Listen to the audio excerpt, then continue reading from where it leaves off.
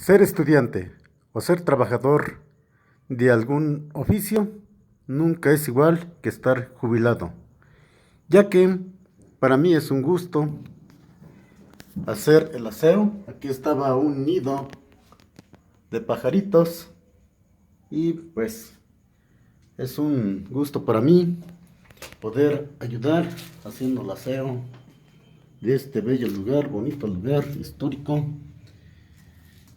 Qué bonito quedó. Lavadora limpia.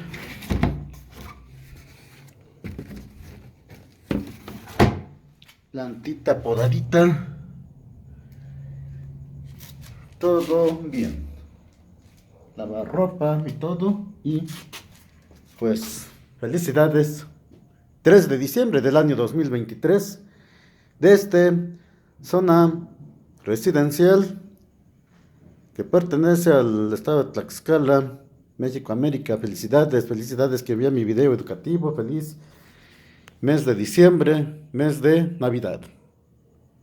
Los saluda el profesor Fernando Rivera Gómez y les desea que nos cuidemos para que estemos bien siempre. La salud es la base, es la herramienta para que podamos hacer todo lo que podamos hacer. Muchas gracias, muchas gracias. Qué bonito está arriba, se ve que va a llover. Muchas gracias, adiós, buenas noches, buenos días, buenas tardes, ahora y siempre.